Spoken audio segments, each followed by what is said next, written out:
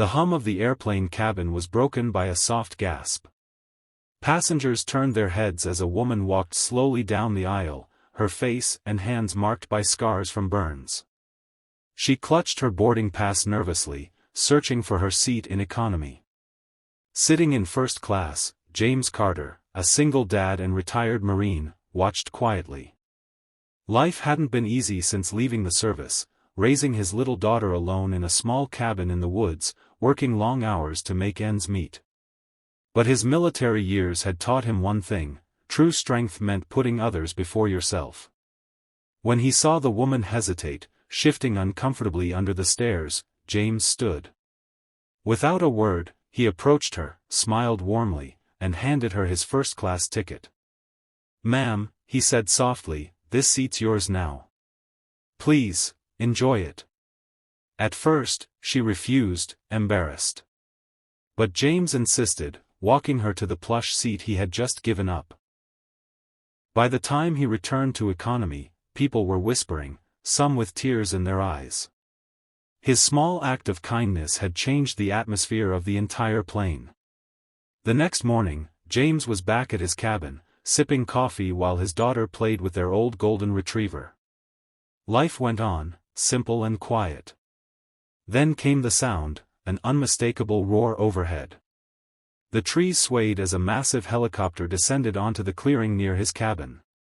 Painted across its side, United States of America. James blinked. Marine One. From the chopper stepped not just Secret Service, but the president himself.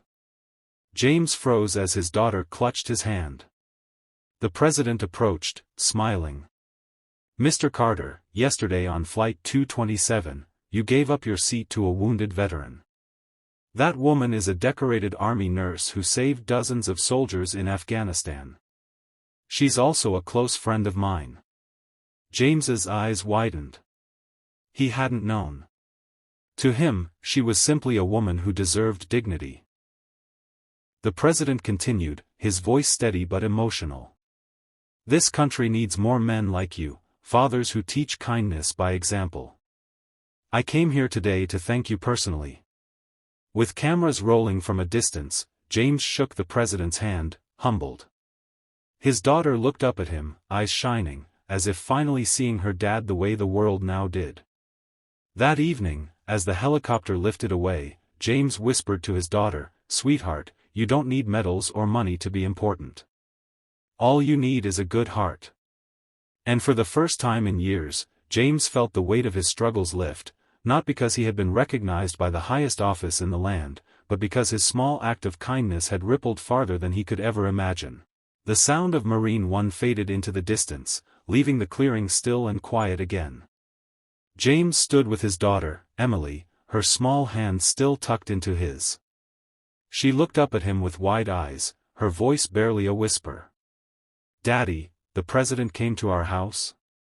James chuckled softly, brushing a strand of hair from her face. "Yeah, sweetheart. Guess he thought we were worth visiting." Emily squeezed his hand tighter. "Is it because you gave up your seat?" He nodded, his voice gentle. "It was just the right thing to do. Sometimes, being kind to someone else is more important than being comfortable yourself." Emily tilted her head, thinking it over. "Like when you let me have the last cookie?" James laughed, the sound warm against the cool air.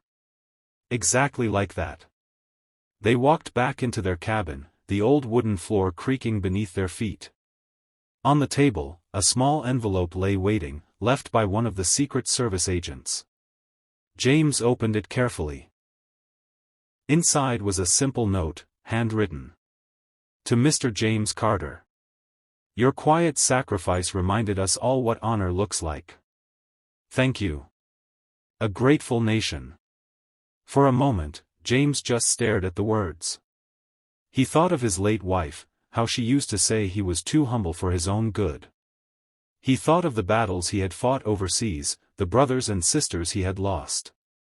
And he thought of the scarred woman on that flight, finally able to sit without shame, maybe for the first time in a long time. His throat tightened. He folded the letter carefully and placed it in an old wooden box on the shelf, the one where he kept his medals, his wife's wedding ring, and now, this note. Later that night, as Emily drifted to sleep, James sat on the porch with his dog at his feet, watching the stars scatter across the sky. He replayed the moment on the plane again and again. He hadn't done it for recognition, not for gratitude, and certainly not expecting Marine One to ever touch down outside his cabin. He had done it because it was right.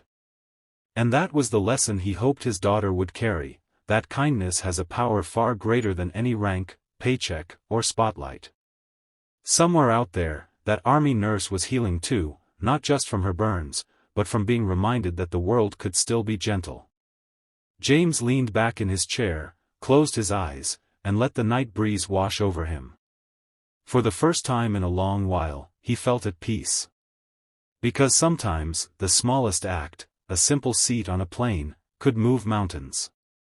And as long as he could teach his daughter that truth, James knew he was doing his job as a father, a veteran, and a man.